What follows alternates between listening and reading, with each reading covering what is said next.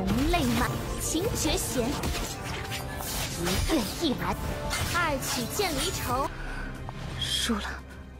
这等高超的琴艺比拼，精彩，太精彩了！如果你也拥有极品玄器，冉七，你的表现已经……还将你借给我的古玄琴，对不起，北天。也是我凌云无府苍君瑜和武风胜出，就算是可恶，竟然让武风，你难道没听？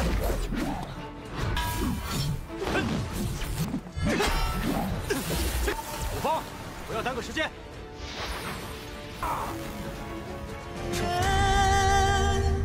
Halo guys, welcome back to KD Universe. Kita lanjutkan Tonghua Supreme Alchemy atau Tantau Jejun. Nah, di part 59 hari ini kita semua bakal melihat pertarungan sengit antara Jinrong melawan Wu Feng, murid istana dari Ling Wu. Wow, mantap nih. Akhirnya setelah kemarin kompetisinya lucu-lucu, sekarang ada bertarungnya ya kan? Kalau berdasarkan part terakhir kita semua sudah melihat Istana Lanho sudah memenangkan ronde pertama, yaitu kakak Qinglian menggunakan teknik penjinakannya. Jinrong menghampiri memberikannya selamat, membuat Qinglian tersipu malu dan mukanya memerah. Ini jelas adalah benih-benih cinta ya kan? Ronde kedua dimulai, pertarungan alat musik antara Ruofen melawan Xueqi. Mereka berdua masuk ke dalam arena, segera keduanya pun bertarung satu sama lain. Terjadilah pertarungan super sengit dengan kekuatan alat musik. Ini cukup seru nih. Mereka sempat seri dan saling beradu teknik, tapi ternyata Xueqi masih belum masuk ke mode serius. Kali ini dia akan mengeluarkan lagu barunya, memunculkan ribuan pedang di langit dan menyerang. Ruofen awalnya masih bisa menghindari semua serangan itu, tapi Xueqi menambah daya serangannya, membuat Ruofen terkena serangan telak bertubi-tubi. Ruofen masih bisa mengatasinya, membentuk pelindung, dan kita pun masuk ke intro ya guys. Menyaksikan pertarungan mereka berdua yang super sengit membuat semua penonton yang ada di sana bersorak keras. Mereka menjadi semakin tertarik, penasaran siapakah yang akan memenangkan pertarungan ini. Karena mereka berdua terus sengit pertarungannya guys. Gak lama dari itu, mereka berdua pun kembali bersiap mengeluarkan teknik masing-masing untuk melanjutkan pertarungan. Keduanya terbang di langit dan bertarung satu sama lain. Pertarungan ini memberikan siluet bayangan kalau mereka berdua sedang beradu pedang. Keduanya tidak ada kata menyerah, tidak ada yang mau kalah. Mereka berdua saling beradu, membuat pertarungannya selain itu keras juga sangatlah indah guys. Masing-masing dari mereka ternyata bertekad untuk menang, tidak ingin mengecewakan orang-orang yang mendukung dari belakang. Xueqi kembali mengeluarkan tekniknya melancarkan serangan, tidak mau kalah. Ruofen juga melakukan hal yang sama untuk menahan serangan tersebut. Sampai saat ini keduanya masih terus saling beradu serangan, dan tidak ada yang terluka sedikit pun. Namun secara cepat, Xueqi mencoba melakukan serangan kejutan. Apa yang terjadi? Awalnya memang Ruofen menyadari hal itu, tetapi jarinya terpleset, merusak alat musiknya, serta dia pun terkena serangan telak. Menyaksikan itu, orang-orang auto bersorak karena akhirnya salah satu dari mereka ada yang terluka guys. Sehingga dengan ini pun Xueqi memenangkan pertarungan.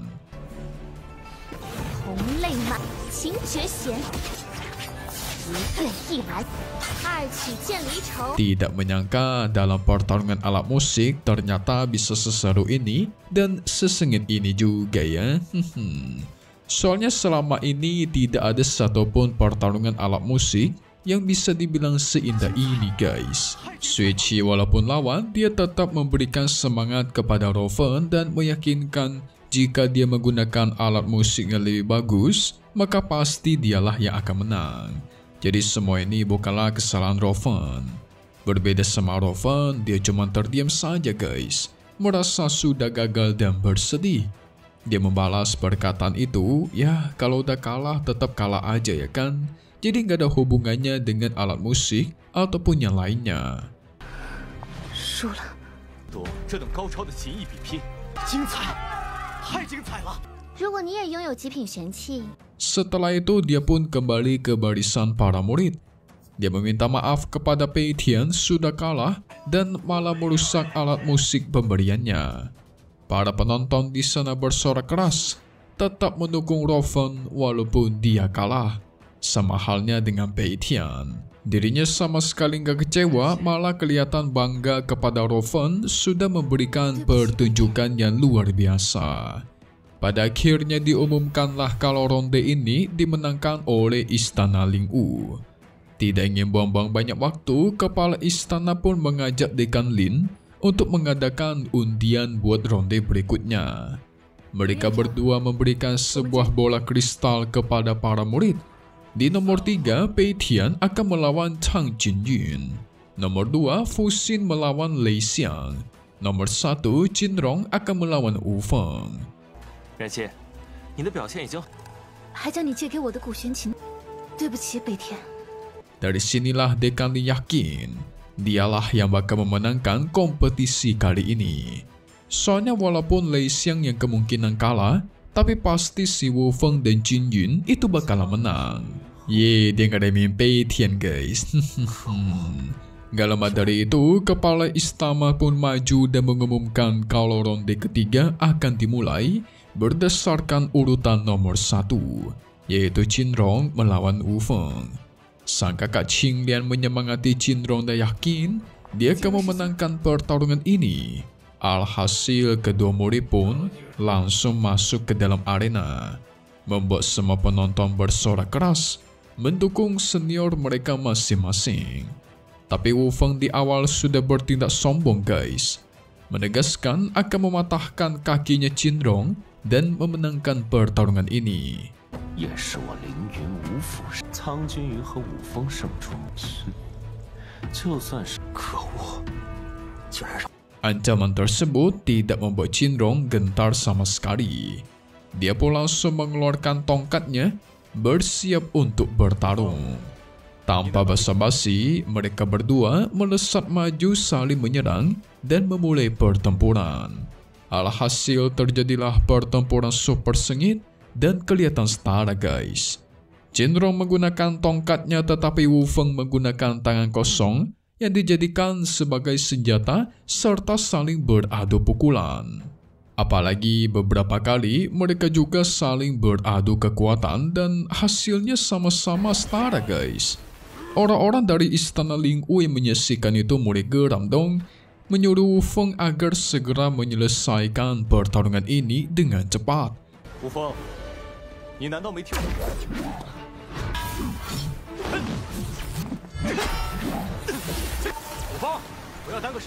Wu Feng pun mengumpulkan kekuatannya yang super besar sampai-sampai mengeluarkan aura seperti monster beruang. Aura di tubuhnya mulai berubah menjadi sangat menyeramkan. Pei Tian yang menyaksikan itu menduga Wu Feng memiliki kekuatan yang tidak biasa guys. Sama halnya dengan kakak Qing Lian, dia khawatir kepada Jin Rong kekasihnya nih. Gak lama dari itu Wu Feng pun melesat maju dan menyerang, sehingga pertempuran super sengit kembali terjadi. Karena Wu Feng meningkatkan kekuatannya membuat kondisi yang tadi bertarung sengit menjadi berbalik. Wu Feng kelihatan lebih mendominasi dan lebih sering menyerang dibandingkan Jin Rong. Bahkan serangannya berhasil mengenai Jin Rong, membuat dia terhempas.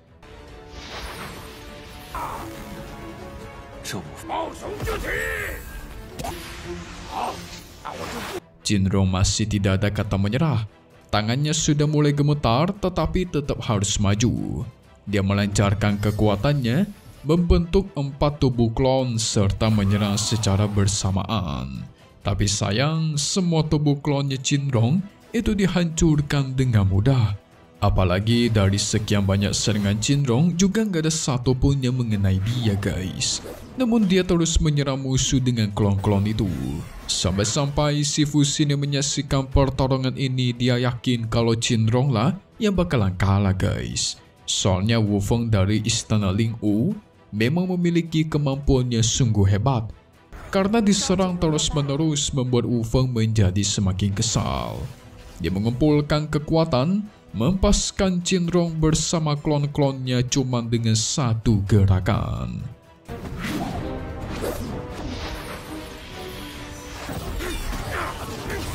Gak cuman itu, dia juga maju menyerang kembali ingin membantai Cinrong.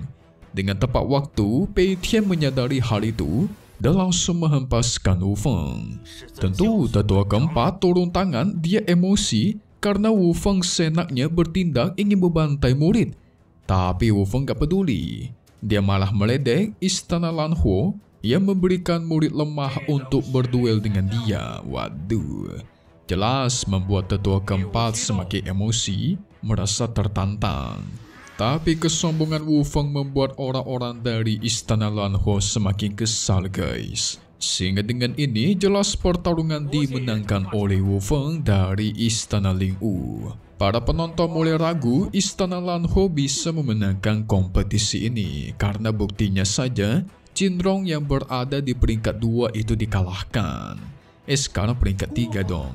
Berarti skornya sekarang istana Lan Huo 1, istana Ling Wu itu 2 guys.